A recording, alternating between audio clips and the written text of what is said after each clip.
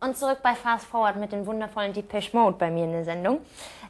Your albums were always perfectly arranged and produced, and I always wondered if you ever thought of sort of doing a really raw song, sort of like, you know, a one-take song, or would you say no, that's not what Depeche Mode is about?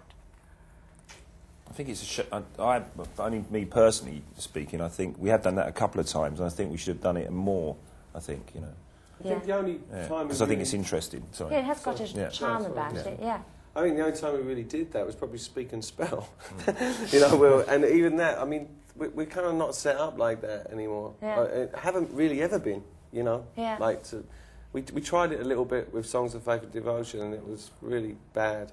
And most of the time when we tried to sort of, Alan got on drums, and I think Mark played guitar a bit, you know. So more to sort of try and work out some arrangements or something. That was really Flood's idea behind it, but it didn't quite happen. But I don't know, it's not...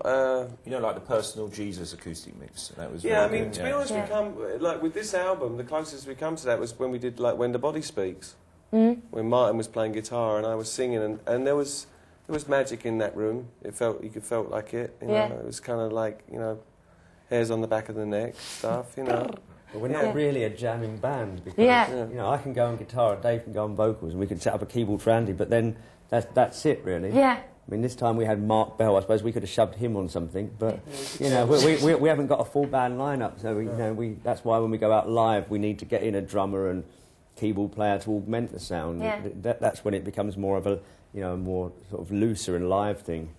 One thing I have to talk about with you is your fans, and I would say your fans are the most loyal fans pop history has ever seen, I would say. Then what would you say? Where does this loyalty come from? They're all paid regularly every week. So many Deutschmarks. Did you like talking about it? Well, obviously we're very, very pleased that our fans are so loyal, and it means that we can release whatever record we like. You know. Yeah.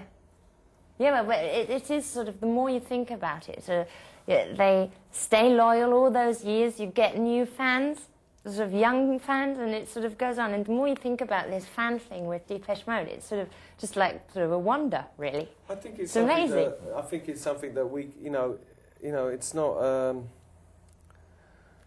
Again, it's like what Martin said earlier. It's like, you know, they pick up on something that we do that, you know, I don't think we can even pinpoint. You know, it's something that happens. It's something between, like, the relationship between, like, the songs and my voice and performing and the atmospheres that we put them songs in that people, like myself, when I'm singing them, that I identify with. Yeah. It touches me. Yeah. I think there's one thing that helps us, though. I think the fact that we don't really get radio play in a lot of countries around the world but still manage to sell records, that helps us to sustain this kind of cult thing, and it becomes a kind of religion for people, because it's like us against the world. Dead, sort of.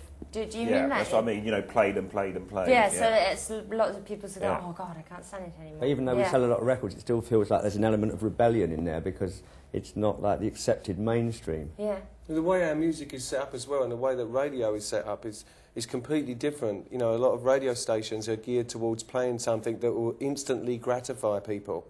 They think that they're playing something that is going to make somebody instantly react and enjoy or whatever. And there's no sort of, unless it's like nighttime radio or whatever, there's not a lot of thought behind, like, something that might take more than one play to actually sort of maybe get into and find a deeper feeling inside it.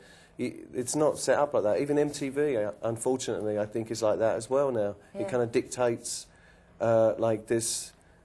You know, when I watch MTV, like when I've just been in London for a bit, it's just like, just after a while, it's just like the same band rolling into the next one. It's sort of, that's my impression, that they go for bands that are bound to be successful, and they sort of give the people exactly what they want and nothing more. I don't agree necessarily with it's what the people want, or maybe what fans of music want. They think they're zombies, so that they go out and buy it.